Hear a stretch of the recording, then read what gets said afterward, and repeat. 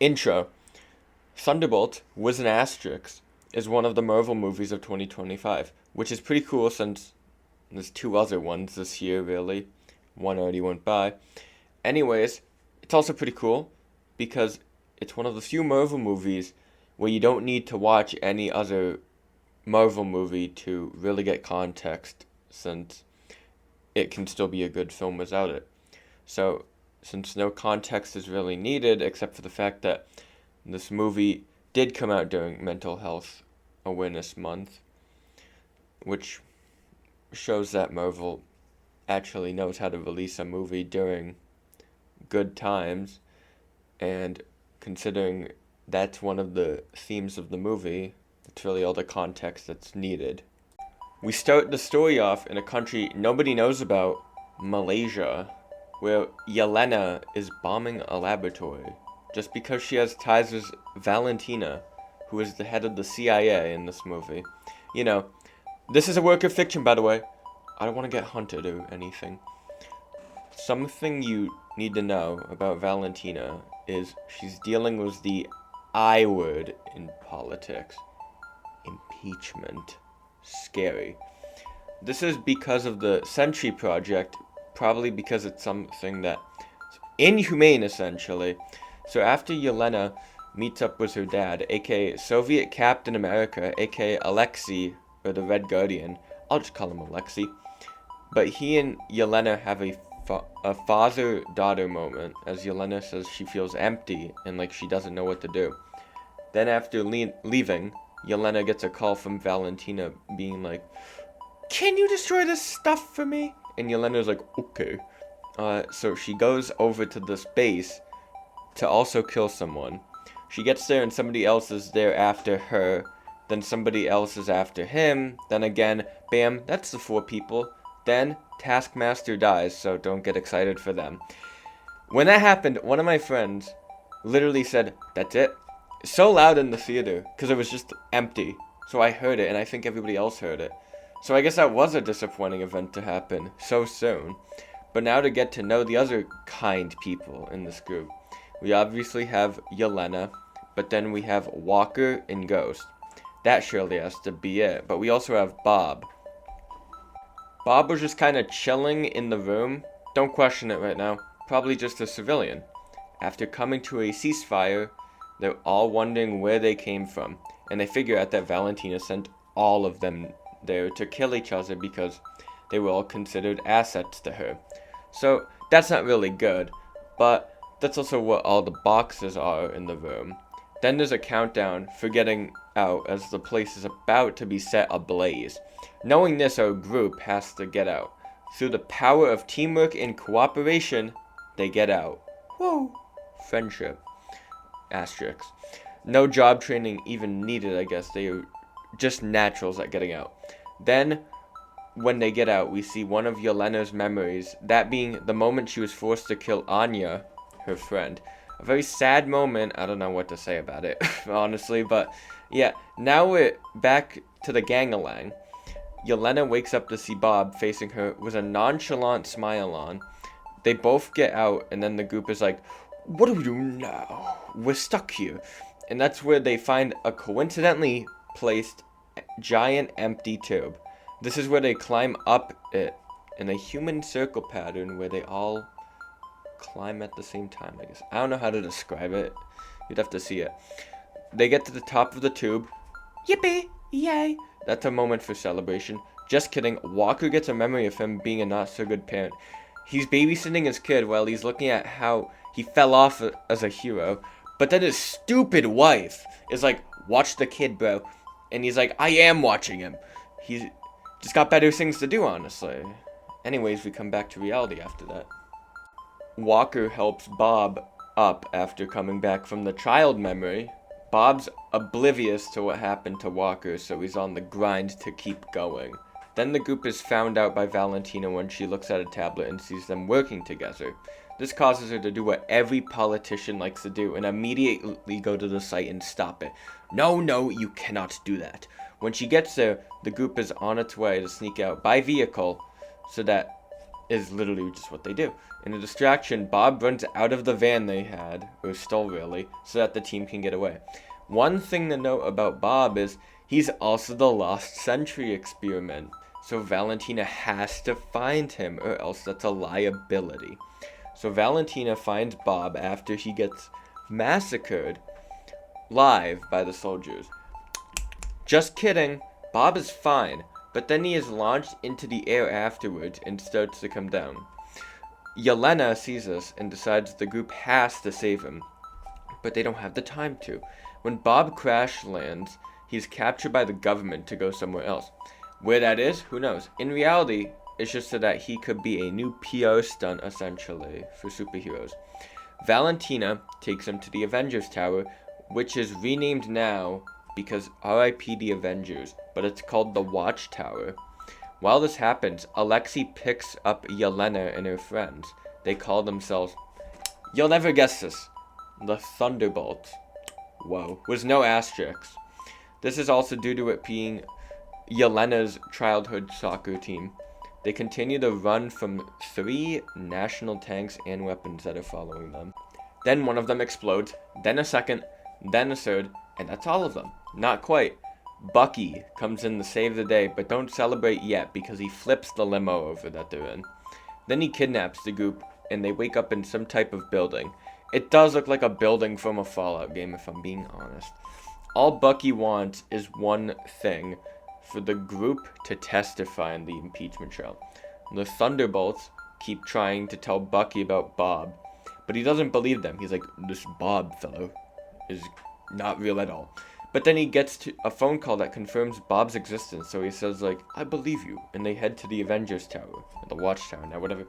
Once they get there, they find out that Bob has joined Valentina's side. Bob easily overpowers the group and lets them leave, since he's too powerful. Obviously, with dyed hair, you can be, like, the most powerful being ever. Bob's like, maybe I am the best human ever, while, like, grasping his fist, and betrays Valentina only to be put down by a kill switch by Valentina's assistant. This is what brings out Bob's TikTok alpha wolf side. The Void. The Void is essentially Bob's darkness and depression, but in a physical manifested form. Its form also only has 2 little white dots for eyes. It was also made from Bob's really bad mental state, so it's something on the inside. This is also when New York gets taken out by the Void, and people are consumed by the darkness. This means that anyone, and I mean anyone, that touches the darkness will be put into one of those memories. This happens as a child, by the way, in the movie. The team runs away from this, but Yelena stays behind and decides it can only be fixed from the inside. This is where Yelena faces her past and has to deal with what she's done with things like Anya and her death. Basically the process of becoming a Black Widow, which is the organization and not the superhero that died in Endgame. Spoilers if you haven't seen that. Then after going through a bunch of her bad memories, Yelena finds Bob in his childhood room. He's here because it's his comfort spot, essentially. Bob used his room to hide from his father's abuse, so that's what most of his memories are haunted by. Then the other memories of the team join Bob as they help him out of his depressive state, and they take him to where his trauma and his dourness lie. This is at the building from the start of the movie in Malaysia. Whoa. This is where Bob has his experiment done to better himself after becoming a drug addict. Don't do drugs, by the way. Bob fights his own self, but gets consumed by the darkness, as he does. So the Thunderbolts push him back and affirm that there was him and that they're a team, and Bob's not alone. Once Bob regains control from his struggles, he and the rest of the team are able to come back to New York City. The light is back, and whoa. Everyone has magically returned from the darkness. Nobody's never going to talk about this ever again. The day is solved, but Yelena goes up to Valentina after everything's normal to see she's at a press conference. In the street, the destroyed street. Like, I don't know how they got there that fast, but bam. The news acts quick. But they act quicker, if it's important. Valentina introduces the Thunderbolts as the new Avengers, which is why there's an asterisk in the name. Yelena says to Valentina, "We own you now." And then the movie ends. Just kidding. This is a Marvel movie, which you know that what that means. A post-credits scene. In the post-credits scene in this movie, they deal with the dastardly trademark system as Sam Wilson sues them over the name. But the other issue is there is something happening in space. So they check it out. On the ship, they see a giant blue 4 logo, which is the Fantastic Four logo, by the way. So that gives us some hype for the next Marvel movie. So now on to the marketing. Do you remember how I just mentioned literally 5 seconds ago how at the end of the movie it's like now they're the new Avengers? Yeah, that's something you would have to watch the movie for, not something you would be expecting when you go into the movie theater. Let's give a little bit more context to the marketing problem of this movie by going over the previous Marvel movie, the movie being Captain America: Brave New World. This movie had one primary focus in the marketing, in the trailers if you remember seeing them. That being Red Hulk and how Captain America would go up against him in the movie, making this giant spectacle battle that you would expect for like 10 minutes. No. That when you actually watch the movie, that's not even how that works. That's not even what happens. So that led to massive disappointment when seeing the movie, because Red Hulk was supposed to be the plot twist of the movie, not the thing you know going in. You weren't supposed to know about it. That led to negative review scores for the movie and also caused the movie to fail. Well, that and the movie was not that great. You can't have the twist of the movie be the main focus of marketing, because then people won't want to see it because they won't care. Knowing the twist makes you wonder what's the point in seeing the movie. But now applying the same logic to Thunderbolts. The end of the movie says they are the new Avengers. Why would you market that after its opening weekend? You have to have people want to see this movie. It doesn't help by having people know the twist that's going to happen. And why that asterisk is there, it kind of adds mystery. The rules still apply, Marvel. They still do. But I guess we ignore that for the newest movie. I wonder why our movies aren't doing that good in the box office. The literal mix of your audience trust and your poor marketing in question.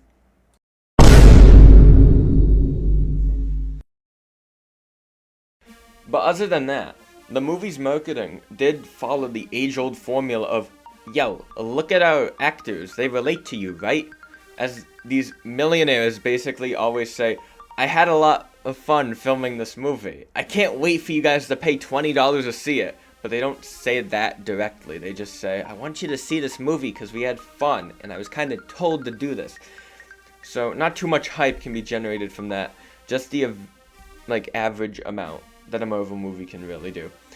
Other than the various types of movie trailers, and even one being produced by A24, there's nothing really too different that this movie has done from other movies. Basically just with the marketing. The movie itself is somewhat different. Though another thing that can be noted is the release month, which was actually delayed by a while because of Marvel's stupid scheduling. They always change it for their movies. Like, this was supposed to come out in 2024. And this movie was supposed to come out way earlier. And this movie's release date was supposed to be Avengers Doomsday, or Kang Dynasty's release date. Which is crazy, because now that's just delayed for, like, another year and a half. So, it got delayed, but it came out in May, which is also Mental Health Awareness Month. Seeing the general theme of the movie, the release month is actually really good considering the mental health awareness that needs to happen in the world. And I would say this movie does a really good job at, like, addressing that as one of its themes. And it does, like, tackle it in a good way for what Marvel could do. Yeah, it does tackle it in a better way than if it were to, like, joke about it. The music in Thunderbolts is pretty good, I would say. Definitely in the better half of the soundtracks of the movies I've reviewed. The ending theme is definitely a highlight, was the orchestral, stressful sounds of it. Personally, I like it. but it's something that a little more generic superhero movie soundtracks would kind of use, which, like, is a positive, I guess. Like, it's better than most Marvel movies soundtracks now. Most superhero movies mainly fall into the I need action to have action, and they want to make the movie be like themes and motifs. In a post-Endgame society, we don't really have strong character motifs or themes in the MCU. So they kind of had to come up with something new for this one. Which, I mean, they didn't disappoint, since also the third act is different. But speaking of the third act, it's time to compare Thunderbolts to most other Marvel movie formulas. The usual formula for a third act, which is usually described by serious tryhard critics as a big CGI mess. Which, I mean, they aren't fully wrong. If you've seen, like, Ant-Man and the Wasp: Quantumania, like, they are kind of right on that. It's sometimes just like, I really want stuff to happen for the people who can't focus for 5 seconds or something. Just to keep people's attention, I guess. But it has become that it's just a really big action sequence that puts villains against heroes in a final fight. In Thunderbolts, it is really different, with the final fight not being an external one, but being an internal one. So it's more of a character exploration to third act, and helps tell the backstories of Yelena and Bob, who are the main characters. This also means that it's going to require different music, still like an action sequence, but not too big of an action sequence like in, let's say, No Way Home. Now, the music in No Way Home is really just a lot of heavy orchestral instruments to really hammer down what you're watching. It's really different when it comes to the music in Thunderbolts. It's more calming, not like a lo-fi beat or anything like that, but it's more calming than the average Marvel movie. They're like an, oh, we did it moment with the songs, where they lead up to something and they actually go along with the movie and what's happening in it. Of course, always form your own opinion by listening to the music yourself. Now for some quick fun facts that are cool to know. Other than this being one of like 4 movies in the MCU that you don't need to watch others to get context, the opening scene is cool. The tower in Malaysia in the movie was used as a real set for Florence Pugh to really jump off of. So that's cool, since the building is really tall and stuff, specifically the second tallest building in the world, only behind the Burj Khalifa. The jumping also almost didn't happen because even though Marvel is a very rich company under Disney, insurance would have been an issue, since, you know, the building, as mentioned, is the second tallest building in the world behind the Burj Khalifa. But that would have been a big boo for my books if they didn't actually jump from the building and used CGI. But unlike in the movie, they didn't blow up the building. So that's good. But on an unrelated note, Thunderbolts was the last movie of Marvel Phase 5. So Fantastic Four will be the first Marvel movie of Phase 6. Which is also the Avengers phase. So if you're excited, yay. If you're skeptical, that's honestly fair. Also during this time, Marvel started producing movies and shows differently. That way being that they started filming less and focusing on quality instead of quantity, which making sure its fan base will stay loyal. That's a good, like, product. Oh, I'm going to focus on quality. Good, I want better quality instead of more AI slop. This is also the first movie to be part of that production program, and the other one that's really part of it is Fantastic Four. Now, Thunderbolts is surprisingly one of the cheaper Marvel movies in their Phase 5 when it comes to its budget. It had a budget of $180 million, which is insane, because that's way more than Oppenheimer. And it's around the same budget as Captain America: Brave New World. It makes sense that it's this high because Marvel likes to, they really like to overbloat their budget. They just spend stuff just to spend stuff, I swear. They probably put their lunch budgets in that number as well.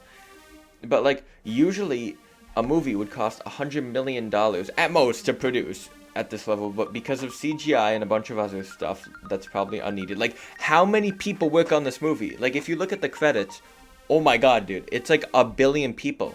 I'm pretty sure my fish worked on this movie too. it's blown almost double to what the number usually is. Sadly, it made less than Captain America Brave New World in the box office, as it only made $380 million in the box office. So it was probably a net loss for Marvel, even though it was one of their better movies. That's including the marketing, since Marvel likes to really pay for their marketing. But as for the review scores, this movie has a 7.5 out of 10 on IMDb, so higher for the Marvel movies. Then for Rotten Tomatoes, it has an 88%, and on Fandango, a 93%. But most importantly, the Metascore is 68, which is above the average for Marvel movies, and it means it's mainly green reviews that recommend the movie. So that's another way to see this movie as a good. Actual critics gave it decent scores. That's like barely seen. They're usually yellow or like light green at most. That's crazy. Overall, Thunderbolts, don't forget the Asterisk, is a good movie that I'm sad it flopped, because now we have to see if Fantastic Four does well to see if Marvel's new way of filming will continue instead of producing like AI slop or whatever they're producing now. I don't know.